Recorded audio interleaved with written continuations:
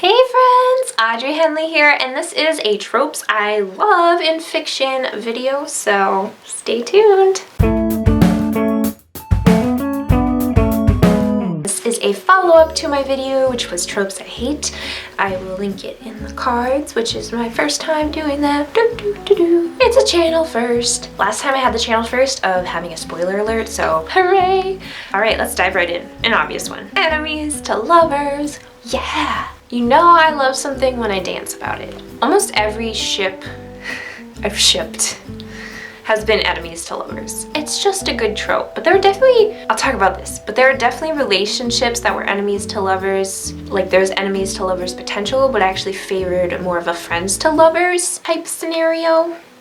Think about Avatar: The Last Airbender, but I'll talk about that in a second. A really good friends to lovers ship I liked was iCarly with Sam and Freddie. I talked too much about this. It's kind of giving away my age. I'm really young that I sit and wrote fan fiction for this show that's very like 10 years old.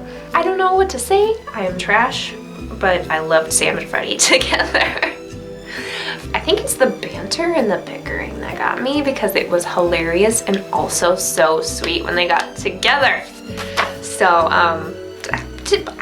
but then Avatar: The Last Airbender, I will say I was never a Zutara fan, which surprises a lot of people, but to me there were clues in the show that Aang and Toph should have been together. Just hear me out, okay? Aang is an airbender, Toph is an earthbender. They're opposites, right? Opposites attract. And he like has visions about her, which I thought was romantic. And they're the same age, not a big age gap, which always bothered me, Aang and Katara. And they're the same height. I don't know why that mattered to me, but it did. So I always thought they should end up together. I just liked how they were opposite and it seemed like they were destined together. And I don't know if there was a ton of chemistry, but to be honest, there wasn't a ton of chemistry between Katara and Aang. I didn't feel it. The kiss at the end did not feel sincere to me. I might have written that part differently.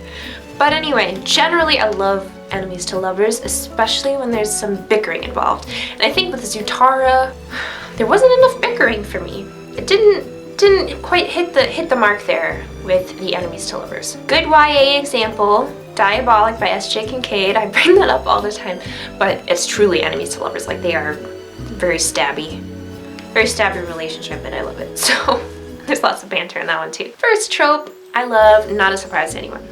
Next one is specifically a guy's first love. To me, there's something really cool about a dude falling in love for the first time. A lot of men are told, they're just kind of like raised to not feel romance or not expect it. Like, I feel like girls grow up and they think about their wedding and pretty flowers and things, and guys think about just think about other things. And this is really overgeneralizing. I'm completely brushing over like people who knew they were trans right away when they were growing up or who were non-binary.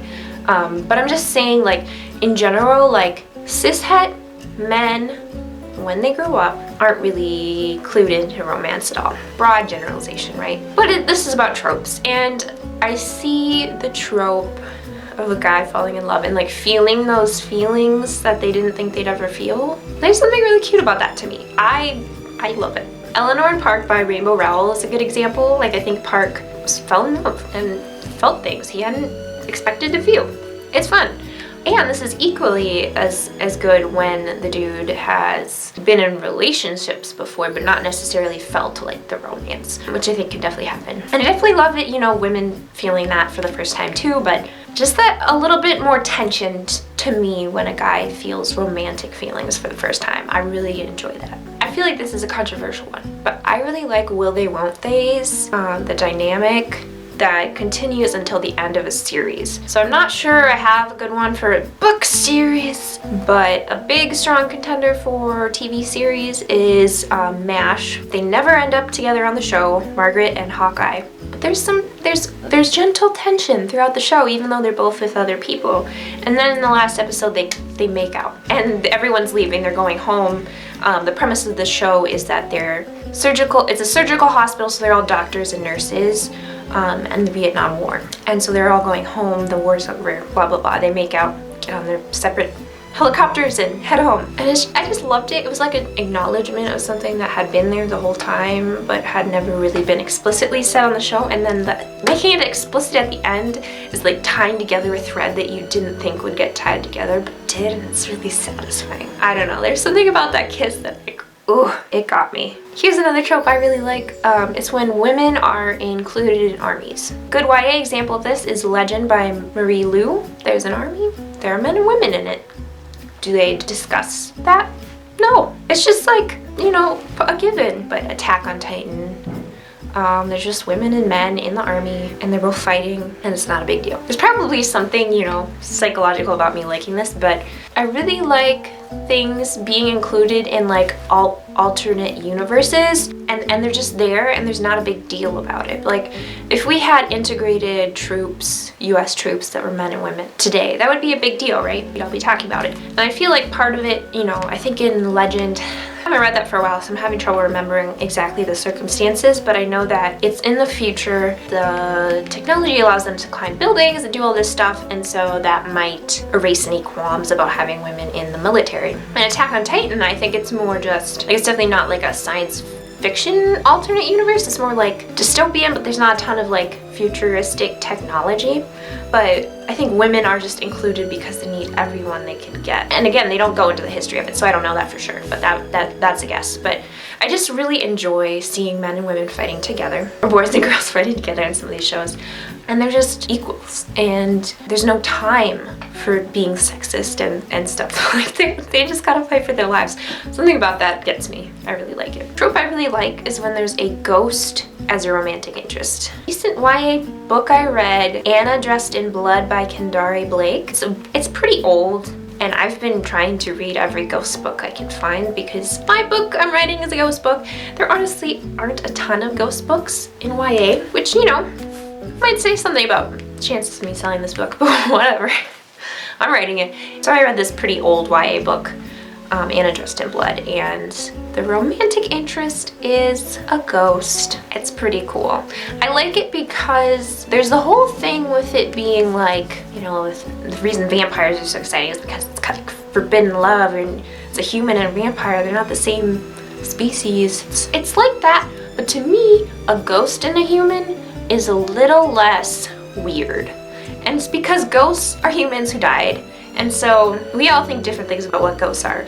But a lot of us think that ghosts are like some spirit that remains after a body has died. So it's kind of like part of this person still being alive, even if the other part has died, right? And so still, you know, human, maybe part of a human, but human. And they had real human experiences, and they also, depends on the story, but usually they aren't like sucking blood or like harming humans to live, which is what vampires do. So to me, ghosts are a really good alternative to vampires as love interests. I enjoy it. I will tell you about my book. It is not a ghost love interest. I thought about it, but it didn't work with the plot. So I don't have a ghost love interest, but I still enjoy it as a trope, so I might work that into a future book. And another good example of this, if you're into anime, is Dust Maiden of Amnesia. Is a gorgeous anime with a ghost love interest, and it's just, it's good stuff. So highly recommend if you are into ghosts and want more of them in your life. Here's one I like. Love interests who have trouble being serious. The Last Boy and Girl in the World by Siobhan Vivian. Ooh, does this perfectly. Love interests who have trouble being serious. So they're just like joking around all the time, and so it's hard for them to, for the protagonist and the love interest to like get down to business, to like kissing and being romantic, because they're always just joking all the time. And so it's like, is this even a relationship? I like that because it's tension, because being able to laugh together is actually a really big part of a relationship, but then there's that tension of it getting in the way of the romantic parts, right? And each couple has to define what romance means to them, and how much kissing they want to do, you know? How much laughing they want to do. So it's all whatever. I really enjoy watching couples figure that out together. It's really fun. Next trope I love is selfish female protagonist. Why do I like this? Honestly, it's because there are so many male protagonists who are selfish, and it's like fine.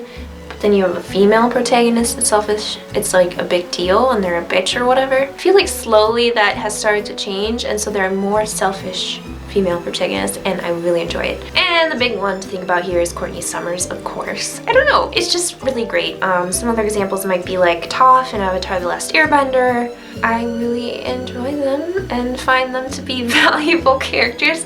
You know, we all know that we're not supposed to rate Mary Sues. Mary Sues are like those perfect characters who can do no wrong and bad things happen to them for no reason. Whereas characters who have like a trait like selfishness, they have to learn to change by the end, and that's more exciting than watching someone overcome things that they didn't cause happen. When your protagonist messes up and then they have to get themselves out of that mess, that's a lot more exciting. So I just think that selfishness in women is a character flaw that I like seeing highlighted. I don't know, maybe that's a weird thing to like, but here it is. And the last trope is soft boys.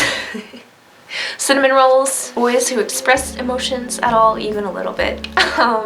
And in my Tropes I Hate video, I talked about men who like to break things instead of talk. So this is kind of like the opposite of that.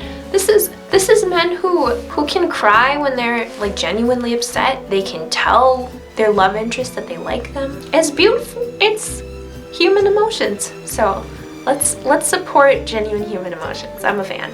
Good examples, again, Eleanor and Park by Rainbow Rowell. I feel like Park was pretty well-rounded in that way. And then Attack on Titan, of course. They're constantly crying on that show, like everyone is crying because like their homes are being ripped apart by giant cannibals. You're gonna cry. In that show, it never makes you feel like they're less manly. It's just like, dear God, the worst thing you can imagine is happening right in front of you. Raw emotion. I don't know, let men feel things. Is that so wrong? Yeah, so those are the tropes I love. Thank you so much for watching. Please like, comment, subscribe. Please tell me below what your favorite tropes are. What did I leave out? Thanks so much for watching, guys. See you next week. Bye!